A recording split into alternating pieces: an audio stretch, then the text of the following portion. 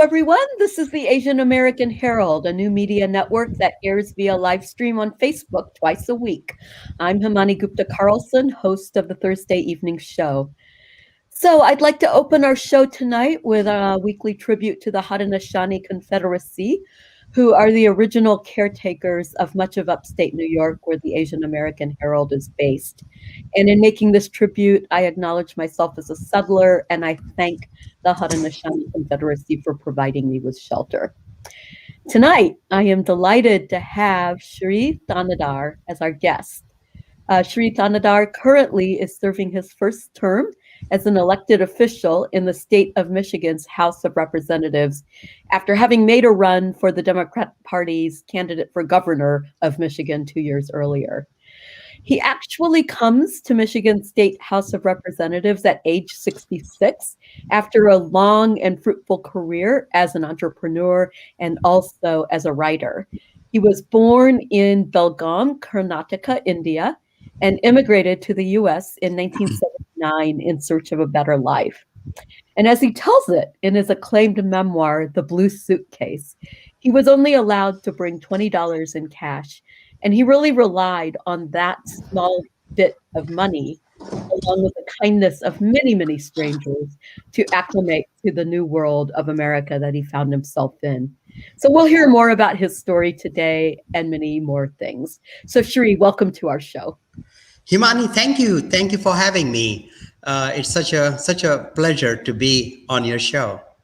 It's really a pleasure to get to know you. I've been in the United States as an American-born Indian longer even than you've been in the United States as an emigre, and it always amazes me when I find out that there are people doing amazing things in all parts of the country of the United States that I had never heard about before.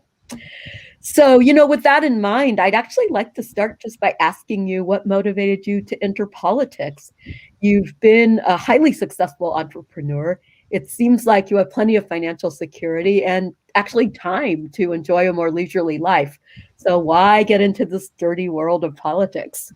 Good question. Look, when I came to the United States back in 1979, I was 24 years old. I had nothing, and this great country of ours gave me opportunities. Because of the opportunities I got in terms of education, in terms of help in starting my businesses, I was able to achieve my American dream.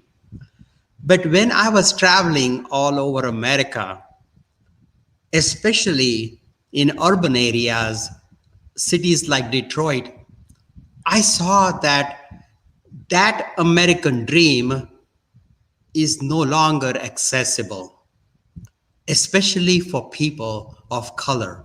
The Black and brown community does not have access to that American dream. And I felt this country has given me so much. It is my time now to give back to my community, give back to my city, give back to my state. And with that thought in mind, I let go my business and ran. I said, if I'm going to go into politics, public service, I might as well start with the top job in the state. And so I ran for governor of Michigan in the Democratic primary. Yeah. Tell us a little bit about that race. I ran across actually a pretty interesting article about the race. So I got a small glimpse of some of the things that were being discussed and things that were going on in it. But I wonder if you could just kind of share the experience of that race from your perspective. Well, look, and as an immigrant, someone who speaks with an accent, someone, despite me having lived in America for 41 years, people still look at me as somebody who is an outsider, a foreigner, even though, I have ran businesses in this country, created jobs. So it was interesting.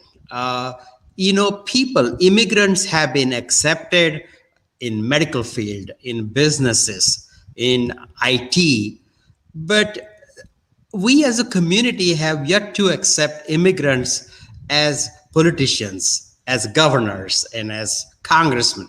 There are very few immigrants in any of these categories. There may be American born people of Indian descent in these positions, but very few immigrants you would see in any of these positions. So it was a big challenge to run against a white American politician, a woman who has been in politics for last 18 years. Yeah. And interestingly, with my story and who I am and where I come from, about 4 months before the primary, which was on in August of 2018, I was on the top in the public polling. I was beating the other two candidates in that Democratic race. And then all hell broke loose. I got attacked and attacked and attacked, um, almost all of it unfairly. And then I lost that election. Even though I lost that election, 200 over 200,000 people voted me to be their governor, and I won the city of Detroit in that Democratic primary. Wow, that's pretty impressive because the city of Detroit is not a small place. Yeah. So then you turned around and decided to go for a state legislative seat. What was that experience like? First, in terms of the election, and then kind of actually being in the elected position. Well, having lost the governor's race, I said, what am I going to do? And I definitely did not want it to go own another business and run another business. It's not about creating wealth for my family. My family is doing well, my children are doing well, and so I said I'm going to stay in public service, and if I can get the top job, I will find a suitable position to run, and so that I can help the people. And I decided to run for state representative from District 3 in the city of Detroit. Yeah, and you did quite well in that race, as Yeah, I tell. I had 7 opponents, Wow, and this district is 90% African American. wow. And I had 7 other African American candidates running against me. And, I worked hard. I worked hard. People were rightfully unsure about me. I looked different. I spoke differently. And people want to elect somebody that looks like them, that speaks like them. So it took a while. I had to go tell them about my life, growing up in poverty, about my mother, who was a strong woman who raised a family of 6 daughters and 2 sons. And the things that I learned from her and dealing, and, I have experienced the pain of poverty firsthand, the stigma of poverty, the pain of poverty. And I was representing a city that has 30 to 40% poverty, Yeah. people below poverty rate. So when they heard my story, they heard my struggles, they understood that I can represent them, and they put their trust, their vote in me. And I got elected in 2020 as the state representative in the Michigan House. And so now you are in the Michigan House, and you have been for the past 5, 6 months or so. What's that experience been like? What have you learned about politics and participation in the political process? It is amazing. It is amazing. Every day I thank my constituents for providing me this opportunity, providing me this honor to represent them. Now, my party, Democratic Party, is in the minority. The Republicans control the state house and the state senate. So, being in minority, being one member in a 110 member assembly, like a CEO, I could make decisions quickly. It was a lot easier to be a CEO of a company than a one representative in a house of 110 as a member of a minority party. But you know what? I said divided government is what people have chosen, and we need to get things done. And my focus was not just attack the majority party, but actually work, try to find common ground, because we have issues about police brutality. Yeah. We have issues about mental illness, and this state is has cut down mental illness support services, and that is one of the areas that I want to fight on. Education, we are almost in the bottom in the nation in terms of quality of education, and our children need to get the best education, starting with early childhood education. There is a lot of issues, uh, ethics. Michigan is dead last in ethics in government, Yeah. and we needed to work on that. And so I started building relationships with the other side. The choices was that I could just sit in my party and just criticize them, and then nothing will get done. We will have a gridlock and nothing will get done. So I started getting to know people on across the aisle. I started to find common ground, and I collaborated. So we are putting together, the Republicans and Democrats, we are putting together a package on mental health.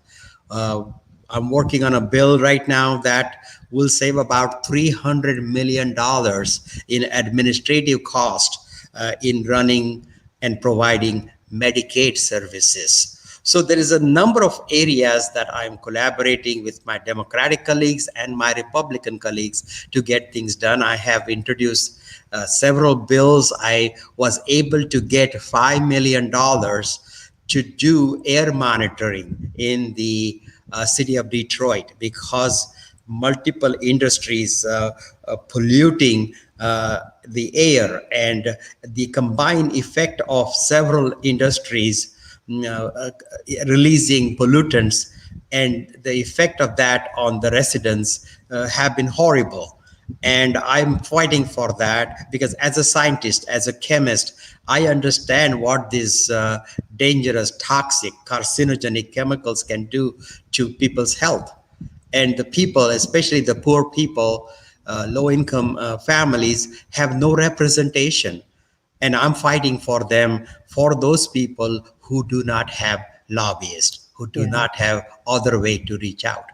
Okay, excellent. So I do want to just kind of ask one more question about politics before delving into some other areas. One of the kind of issues that came up when you made your first run for office, the governor's position, was that you, because of your financial success, you were able to self-finance your campaign, Mhm. and you were kind of like you considered a bit of a maverick by your own political party, and that stirred up some opposition. And I'm just kind of curious, how did that shift in terms of going for the state representative seat? Because when I think about Michigan, I think of it that it's very much like New York. You've got a very large urban city area, which is Detroit in your case, New York City in our case. You've got a few other urban pockets. Often they're very deindustrialized and economically suffering areas, such as Flint, and such as say Rochester here. And then you've got these big, big rural pockets. And in the case of Michigan, you've got the Upper Peninsula and the Lower Peninsula, which adds, a really different dynamic as well. So, how did the kind of like working with the Democrat Party to get elected, how did you shift in making the run for the governor versus the run for the state rep? Or maybe you didn't shift at all. Well, the focus again was in letting people know who I am, because my opponent have labeled me as a multi-millionaire business person. But I came from poverty. I came from low income family. I have struggled in my life. I have dealt with, I had a family member who suffered from with mental illness. So I know firsthand what mental illness can do to a family's well-being. So I have this myriad of experiences.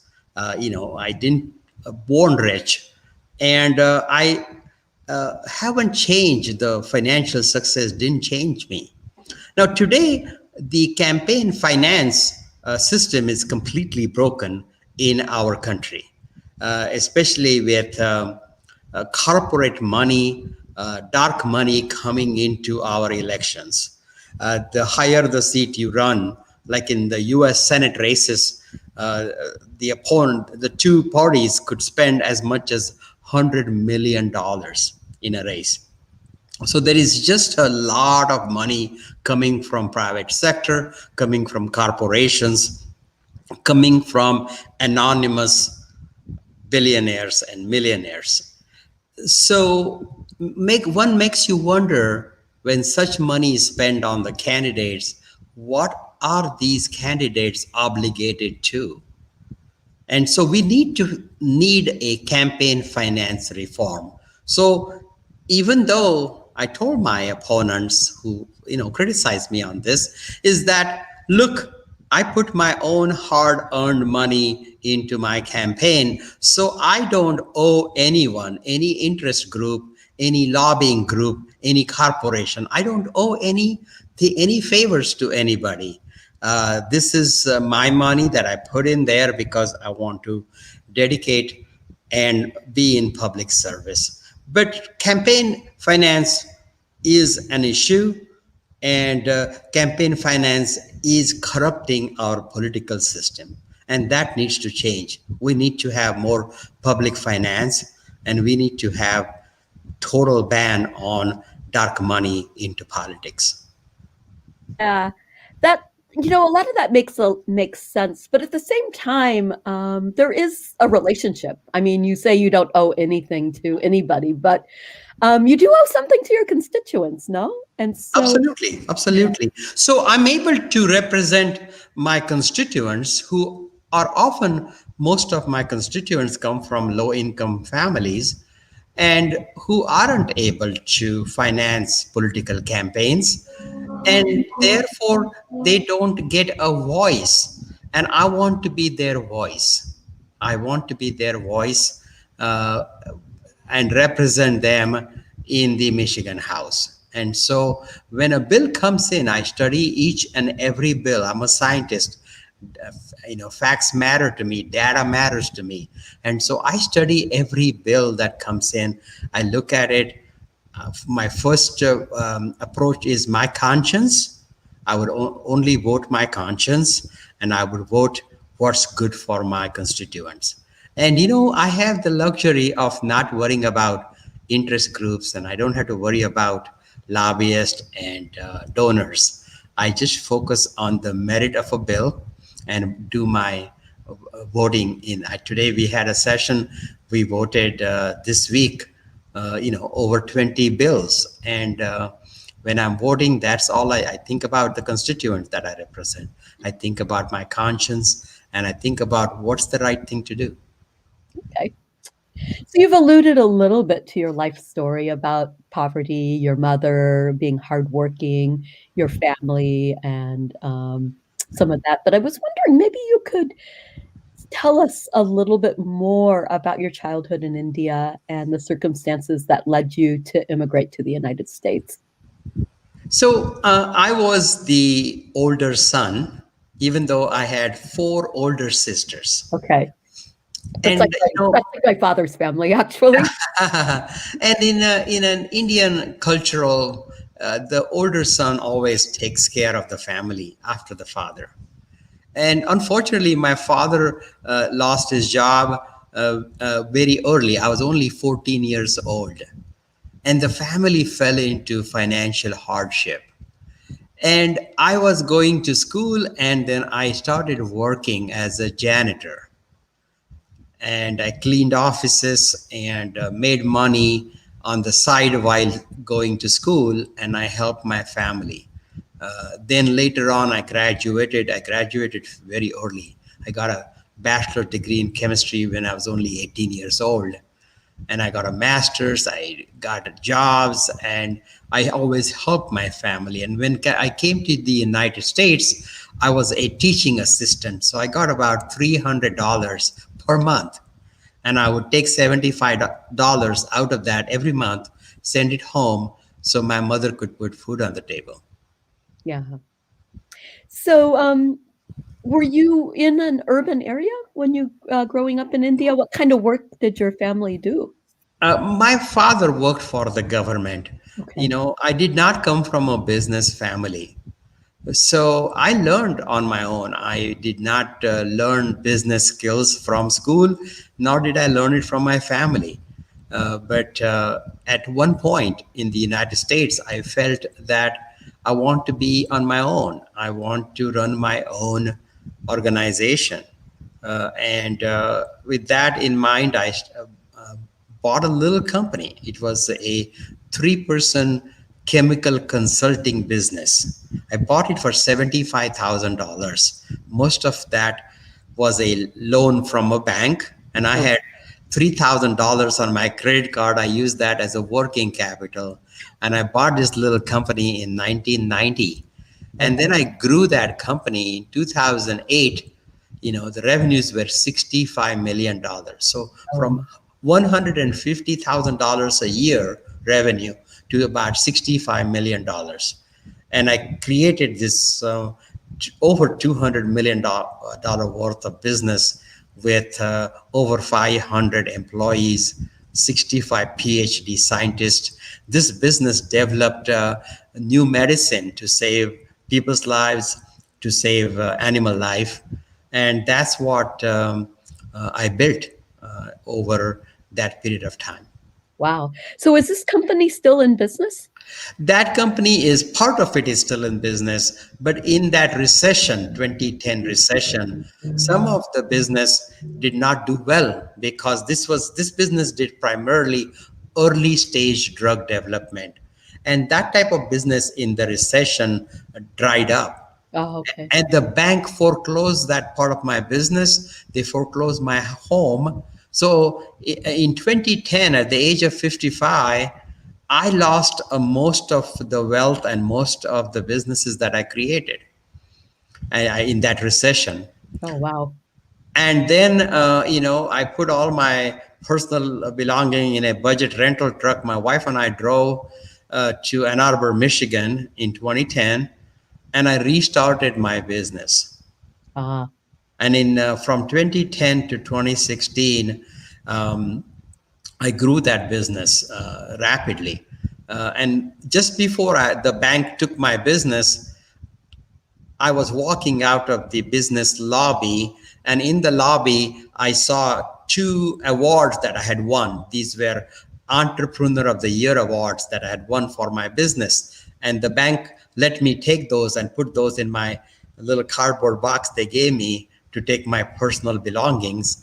And I said, as I was putting those awards in my box, that someday I'm going to win another one of these.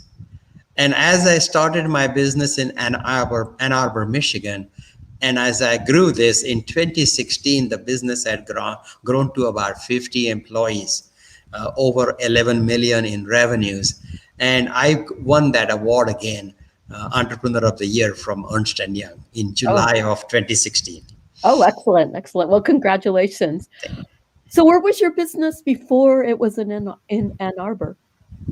The business again was always chemical analysis, testing water, testing soil for contaminants, pollutions, corporations, contaminating soil and water and wastewater, developing new medicine, research and development services. So the company that I started in Ann Arbor was doing pretty well. And I learned the lessons from my failure in the recession time, and I made this company recession proof. Okay. But in 2016, I said, I have done well for my family. I need to give back. It's not about accumulating more wealth and more wealth, but it's about giving back, helping others become entrepreneurs, helping others succeed financially. Because I saw in parts of urban areas, people living in generations of poverty. There is the systemic racism, Yeah. uh, and just the huge gap between the rich and the poor. And unless we give the people at the bottom opportunities, skills, capital, we cannot create these opportunities. And my goal then was that I need to give back. I need to go help others achieve the kind of success that I've achieved, help others learn about entrepreneurship. And so that's my focus has been, creating that. Or I'm going to high schools, I'm going to community places, talk about entrepreneurship. I'm working now on creating seed capital so that building incubators and accelerators in the communities to help people succeed in business. Okay. So I want to just ask you a quick question about your book. And I look forward actually to reading it at some point in the future. Thank you for showing it. And I actually am intrigued by the title because our family has a suitcase story also. And, it has to do with my parents losing their suitcase when they first immigrated in 1961, which was the year before I was born. And so, actually, I'm kind of curious from your perspective, what is the significance of the suitcase in your title? And what is the significance of suitcases in immigrant lives in general? Besides everyday items, what do suitcases carry? Well, think about this. When I immigrated to the United States, leaving my family behind, my six sisters, a brother, my mom and dad, I didn't know anybody back then in the United States. No family, no friends, a totally different environment, a different country. And my whole worldly possessions all fit nicely into that blue suitcase that I carried with me from my home. That was the only, other than the memories of my family, that was the only physical thing that I had. That was my whole entire possessions of material. um, and so it signifies what I started with. What that suitcase contained, what that suitcase had, was all I had. And but I had dreams, and I had hopes, and I have ambition, and I had wanted to make things better for my family by coming over to the United States. And that's the story of every immigrant. Every immigrant that comes to our great country comes with these dreams, comes with these ambitions. and this is a great country because this country encourages immigrants. We are a nation of immigrants, and the immigrants have contributed to the greatness of the United States of America. And so it goes both ways. But the suitcase signifies the soul and entire material belonging of an immigrant when he or she enters this great country of ours as an immigrant. Yeah. So I want to actually just close a little bit by talking about an issue that is prevalent in the Indian American community, particularly, but it's transcended other lines as well, and that's the question of caste. So in recent years, as the Indian community has grown in size, it's also become a lot more diverse. Ethno-linguistically, it's quite diverse. Religiously, it's quite diverse. Economically, it's very diverse. And, there's a lot of diversity in terms of caste identity. And so recently, cases of casteism have been surfacing in the US, and questions of caste discrimination are being brought to courts, to policymakers, and actually to business leaders. And I was taken by the fact that you, at some point in your writings and in your, in the writing that has been done on you, that you talk quite a bit about growing up knowing poverty, but you also talk about growing up as a Brahmin and, being in this very, very privileged caste position, even as economically you were not maybe necessarily there. And so I wonder, what is your take on caste identity as it pertains to some of the issues you want to grapple and work with in the United States? And, how do we, as those of us who are Savarnas, who are upper caste, work with our Dalit brethren to address casteism? Well, look, the casteism and the discrimination that happened is no different from the systemic and institutionalized racism in United States. And it is so important that we create a level playing field. And it's so important that people of all races, people of all gender, we need to have gender equality, we need to have racial and social equality, and economic opportunities are something that we need to create regardless of a person's color of a person's skin or anything else. And that goes across the world. We need to create a fairer, open society that is a just society. And our fight, our progressive movement, our fight is just that, is creating a level playing field and creating economic, social, and racial equality. Okay. And Yeah. So, as a child of Indian parents born in the United States in the early 1960s, I actually was completely unaware of the workings of caste. And I learned later as I studied it in graduate school and as I started to encounter it more and more in my workings with South Asian American studies in the US, that being unaware of the workings of caste is a sense of privilege in and of itself. And I wonder, how are you working to raise awareness of the dynamics of caste so that future generations grow up fully aware of it? yeah. Well, my focus in the last 41 years, I have been a United States citizen in United States. And so I'm so removed from the caste system. I don't think about it on a daily basis. I'm more, what I see is the racial inequalities. What I see is the large gap between the rich and the poor, economic, uh, inequity. And so my focus is entirely having living in Detroit.